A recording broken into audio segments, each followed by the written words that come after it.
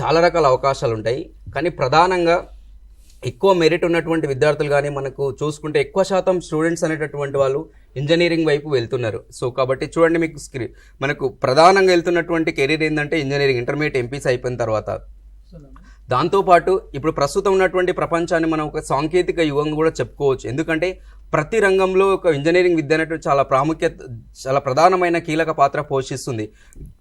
ఎందుకంటే మనకు భారీ కట్టడాల నిర్మాణం కావచ్చు, లేదంటే మనిషి మన యొక్క లైఫ్ స్టైల్లో ప్రతి ఒక్కటి ఒక భారీ కట్టడాలు కావచ్చు, ఒక నిర్మాణం కావచ్చు, లేదంటే తన యొక్క రోబోల వినియోగం నుంచి టెక్నాలజీని ఉపయోగించి మన యొక్క ప్రపంచ ముఖ చిత్రాన్ని ఈరోజు మంచి మార్చగలుగుతున్నాడు.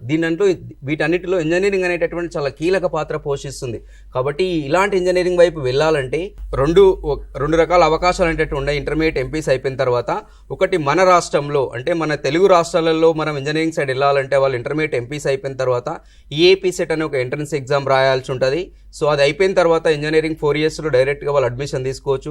అదే జాతీయ స్థాయిలో ఉన్నటువంటి ఇంజనీరింగ్ కాలేజీల్లో వాళ్ళు అడ్మిషన్ తీసుకోవాలనుకుంటే నేషనల్ లెవెల్లో ఉన్నటువంటి entrance exams, JEE mains, advance అనే ఎంట్రన్స్ ఎగ్జామ్స్ రాసి వాళ్ళు జాతీయ స్థాయిలో ఉన్నటువంటి ఎన్ఐటీస్, ఐఐటీస్ కానీ, IIITs కానీ, గవర్నమెంట్ ఫండింగ్ ఇన్స్టిట్యూట్లలో వాళ్ళు ఇంజనీరింగ్ కోర్సులో అడ్మిషన్ తీసుకోవచ్చు. సో జనరల్గా మనకు ఆల్రెడీ తెలుగు స్టేట్లో నోటిఫికేషన్ అనేటటువంటి వచ్చింది. సో 4 years కోర్స్ అయిపోయిన తర్వాత వాళ్ళు ఎంచుకున్నటువంటి ఆ రంగాలలో వాళ్ళు ఉద్యోగ అవకాశాలు అనేటటువంటివి సెలెక్ట్ చేసుకోవచ్చు.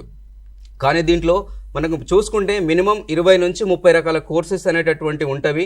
కాబట్టి ఇంతమందికి మనం ఏదైతే గోల్ గురించి తెలుసుకున్నామో, మనం ఇక్కడ కూడా ఇంజనీరింగ్ స్ట్రీమ్లో మనం ఒక కెరీర్ను చూజ్ చేసుకునేటప్పుడు నీ యొక్క ఇంట్రెస్ట్, నీ యొక్క పర్సనాలిటీ, నీ యొక్క యాప్ట్యూడ్, తర్వాత ఫ్యూచర్ ఆపర్చునిటీస్ని బేస్ చేసుకొని ఈ ఇంజనీరింగ్లో ఉన్నటువంటి 20 నుంచి 30 రకాలు ఉన్నటువంటి కోర్సెస్ని సెలెక్ట్ చేసుకుంటే మనకు భవిష్యత్తు కూడా చాలా మంచి అవకాశాలు అనేటటువంటి ఉంటాయి. ఎందుకంటే ఈ మారుతున్నటువంటి ఈ పోటీ ప్రపంచంలో ఈ ఇంజనీరింగ్ అనేది ప్రొఫెషనల్ కోర్సు కాబట్టి ఎప్పటికప్పుడు అప్డేట్ అవుతుంటేనే మనకు దీంట్లో ఎక్కువ అవకాశాలు అనేటట్టు ఉండడానికి ఛాన్సెస్ ఉంటాయి.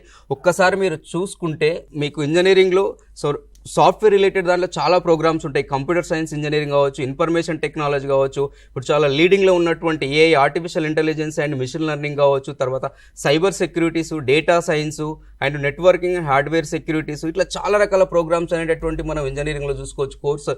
కోర్ ఫీల్డ్స్లో ఎలక్ట్రానిక్స్ అండ్ కమ్యూనికేషన్ ఇంజనీరింగ్ కావచ్చు, mechanical engineering, civil engineering, electrical engineering, automobile engineering, aeronautical engineering, ఇట్లా చాలా రకాల ప్రోగ్రామ్స్ అనేటువంటి. ఈ ప్రోగ్రామ్స్ ఏ విధంగా సెలెక్ట్ చేసుకోవాలనేటటువంటిది మీ యొక్క అభిరుచులను బేస్ చేసుకొని, మీ యొక్క అకాడమిక్ పర్ఫార్మెన్స్ బేస్ చేసుకొని, దాంతోపాటు ఆ కాలేజీ సెలెక్షన్ కూడా, దాంట్లో ఫెసిలిటీస్ ఏ విధంగా ఉన్నాయో కూడా తెలుసుకొని, దాని ప్లేస్మెంట్ సౌకర్యాలు ఏ విధంగా ఉన్నాయో కూడా మనం తెలుసుకుంటే దీంట్లో సక్సెస్ అవ్వడానికి ఎక్కువ అవకాశాలు ఉంటాయి. దీంతోపాటు ఇంజనీరింగ్ ఎంపీసీ అయిపోయిన తర్వాత ఇంకా చాలా రకాల అవకాశాలు ఉన్నాయని మనం ఇంతకుముందుకు మాట్లాడాం కదా. సో సెకండ్ వన్ వచ్చేసి ఆర్కిటెక్చర్.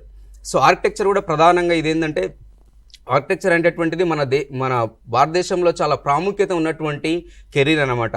సో వీళ్ళు ప్రధానంగా ఏం చేస్తారంటే డిజైనింగ్ ప్లానింగ్ సంబంధించిన, కన్స్ట్రక్షన్ సంబంధించిన డిజైనింగ్ ప్లానింగ్ పైన వర్క్ చేస్తారు. అంటే ఒక క్లయింట్కు ఒక నిర్మాణం చేస్తున్నప్పుడు ఆయనకు నచ్చిన విధంగా ఏ విధంగా దాని షేప్ ఉండాలి, దాని రూపురేఖలు ఏ విధంగా ఉండాలి, దాని ఆకృతి ఏ విధంగా ఉండాలి, ఇవన్నీ మొత్తము వీళ్ళు ప్లానింగ్ అనేటటువంటి చేస్తారు.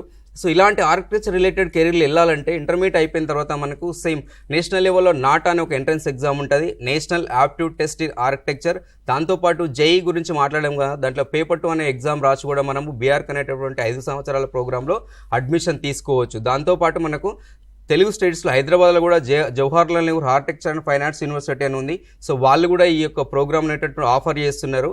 ఈ ప్రోగ్రామ్ అయిపోయిన తర్వాత ప్రభుత్వ రంగ సంస్థలలో పనిచేసుకోవచ్చు. తర్వాత పెద్ద పెద్ద ఎంఎన్సీ కంపెనీస్లలో కానీ, లేదంటే రైల్వే డిపార్ట్మెంట్స్ కావచ్చు, టౌన్ ప్లానింగ్స్ వాటిల్లో కావచ్చు, భవనాల కట్టడానికి సంబంధించినటువంటి సంస్థలలో కూడా వీళ్ళకు చాలా ఉపాధి అవకాశాలు అనేటటువంటివి చాలా ఉన్నాయి ప్రస్తుత యొక్క సమాజంలో. దాంతోపాటు చూసుకుంటే ఇంటర్మీడియట్ ఎంపీస్ అయిపోయినటువంటి వాళ్ళకు ఉన్నటువంటి మరొక అవకాశం పైలట్. సో పైలట్ అంటే మనందరికి జనరల్గా తెలిసి ఎవరు విమానం నడిపేటటువంటి వాళ్ళను పైలట్ అంటారు. సో ఈ పైలట్ ప్రోగ్రామ్ సైడ్ వెళ్ళాలంటే ఇంటర్మీడియట్ ఎంపీస్ అయిపోయిన తర్వాత మనకు సపరేట్గా గవర్నమెంట్కి సంబంధించిన కాలేజెస్గా లేవు. దాంతోపాటు గవర్నమెంట్ నుంచి ఎలాంటి ఆర్థిక సపోర్ట్ అనేటటువంటి ఉండదు. ఏమైనా స్కాలర్షిప్ సపోర్ట్ ఉంటే మనం ప్రైవేట్ స్కాలర్షిప్స్ అప్లై చేసుకుని ముందుకెళ్ళాలి. ఎందుకు నేను ఇక్కడ ఆర్థిక స్తోమత గురించి మాట్లాడుతున్నంటే, ఈ కోర్సు చేయాలంటే మినిమం 40 నుంచి 50 లక్షల రూపాయలు ఖర్చు అవుతుంది. సో దీనికి ఏ విధంగా వెళ్ళాలంటే ఇంటర్మీడియట్ ఎంపీస్ అయిపోయిన తర్వాత మనకు ఎయిర్లైన్స్ నుంచి మనకు నోటిఫికేషన్స్ ఇస్తారు. ఒక్కొక్కరికి ఒక రకమైనటువంటి సెలక్షన్ ప్రాసెస్ ఉంటుంది.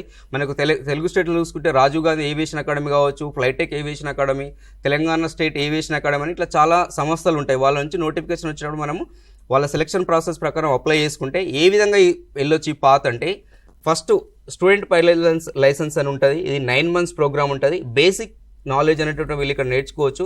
అది అయిపోయిన తర్వాత నెక్స్ట్ ప్రైవేట్ పైలట్ లైసెన్స్ అని ఉంటుంది. ఇదేంటంటే 6 months ప్రోగ్రామ్. ఇక్కడ ప్రాక్టికల్గా కూడా వీళ్ళకి నాలెడ్జ్ అనేటటువంటి ఉంటుంది. అండర్ సీనియర్ పైలట్ ఉండి వాళ్ళకి ఏ విధంగా ఫ్లైట్ను టేకప్ చేయాలి, ఏ విధంగా ల్యాండ్ చేయాలి, వాతావరణ పరిస్థితులు అనుకూలించినప్పుడు ఎట్లా రియాక్ట్ అవ్వాలి, ఇవన్నీ వాళ్ళకు లైవ్గా వాళ్ళు ట్రైనింగ్లో నేర్పిస్తారు. అది అయిపోయిన తర్వాత లాస్ట్ CPL అంటే కమర్షియల్ పైలట్ లైసెన్స్. ఇది 1.5 year ఉంటుంది, 18 months. ఇది లాస్ట్ ఈ కోర్స్ కంప్లీట్ చేస్తే అప్పుడు మనకు ఇంటర్నేషనల్ లెవెల్ ఉన్నటువంటి సివిల్ అంటే మనం ప్యాసింజర్స్ వెళ్ళేటటువంటి ఫ్లైట్స్ అనేటటువంటి మనం నడపడానికి మనకు లైసెన్స్ అనేటటువంటి అప్రూవల్ వస్తుంది. ఈ విధంగా మనం ఈ కెరీర్లో వెళ్ళడానికి అవకాశం ఉంటుంది. దీంతోపాటు చూసుకుంటే మనకి ఇంకా NDA, ఇది కూడా మనకు దీంట్లో కూడా ఈ NDA ద్వారా కూడా మనం పైలట్కి సంబంధించిన కెరీర్ స్టార్ట్ చేయొచ్చు. లేదంటే డిఫెన్స్లో మనం ఒక టెక్నికల్ ఆఫీసర్స్కి వెళ్ళొచ్చు.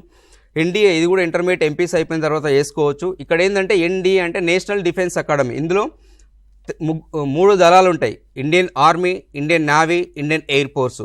సో ఇక్కడ చూసుకుంటే Indian navy and Indian air force side వెళ్ళాలంటే మాత్రం ఇంటర్లో కంపల్సరీ MPs అనేటటువంటి సబ్జెక్ట్ చదివి ఉండాలి. ఇండియన్ ఆర్మీకి అయితే మాత్రం ఇంటర్లో ఏ గ్రూప్ ఉన్నా కూడా సరిపోతుంది. కాకపోతే దీనికి ఏంటంటే సెలక్షన్ ప్రాసెస్ ఏ విధంగా ఉంటుందంటే, ఇంటర్మీడియట్ అయిపోయిన తర్వాత మనకు NDA నోటిఫికేషన్ ప్రతి సంవత్సరం 2 సార్లు వస్తుంది.